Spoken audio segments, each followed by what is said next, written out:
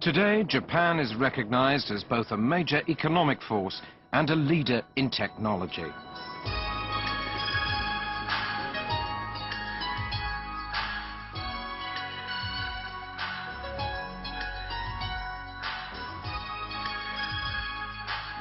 In the course of economic growth and the application of technology, Japan also earned a reputation as a heavily polluted country. This video is a record of some of these tragedies and the countermeasures that were undertaken.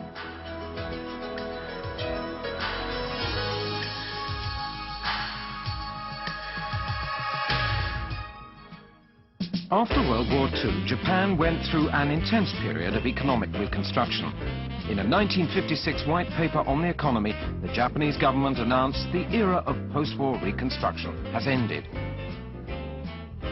Three symbolic consumer items became the popularly accepted definition of newfound prosperity: refrigerators, washing machines, and television sets. Mass production from factories hastily built to provide goods and services to increasingly affluent consumers.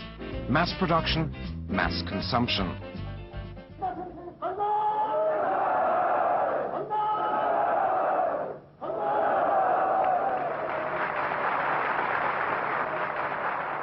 Japanese Prime Minister Hayato Ikeda proclaimed his income doubling plan to double real GNP within 10 years. This policy statement was a blueprint to spur rapid economic growth and consumption.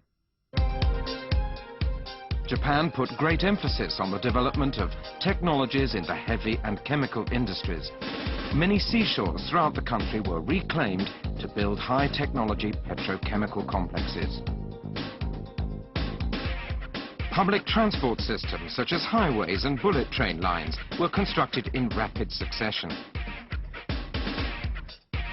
For many Japanese, the 1964 Tokyo Olympic Games were a declaration of the nation's entry into the world scene as a member of the leading developed countries.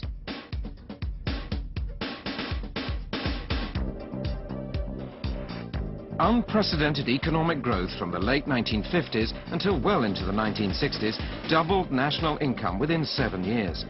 By 1968, Japanese GNP ranked second to the United States as the economy propelled the nation towards economic superpower status.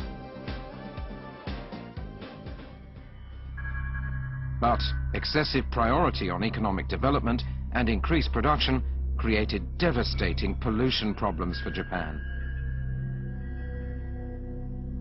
As the national economy grew, the damage worsened.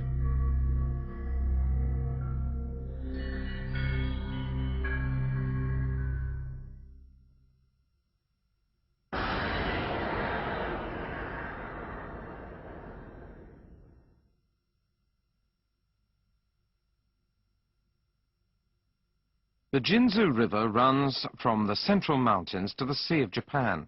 The fertile paddy fields there were made over the course of 200 years by local farmers.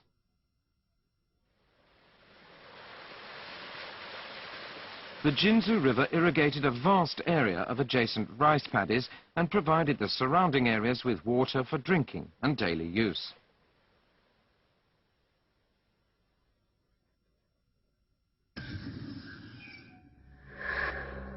At the upper reaches of the Jinzu River, the Kamioka mine began production in 1589.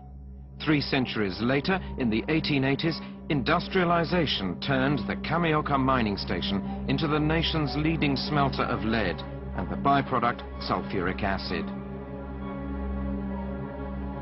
Damage to agriculture can be traced back to early this century, when a strange disease, primarily affecting women, appeared in the Jinzu River basin.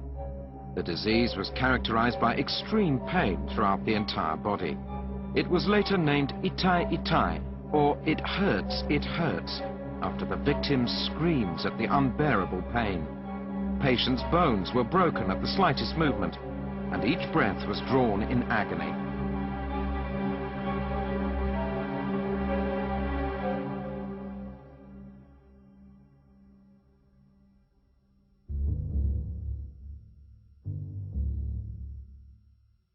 The cause of this affliction was a combination of malnutrition alongside cadmium in the drinking water and the food chain, particularly rice. In 1957, a study was released which concluded that the Itai Itai phenomenon was caused by poisonous substances discharged by the mine into the Jinzu River. This cadmium contaminated paddy fields and irrigation water, causing severe and lasting damage to the soil and the human body.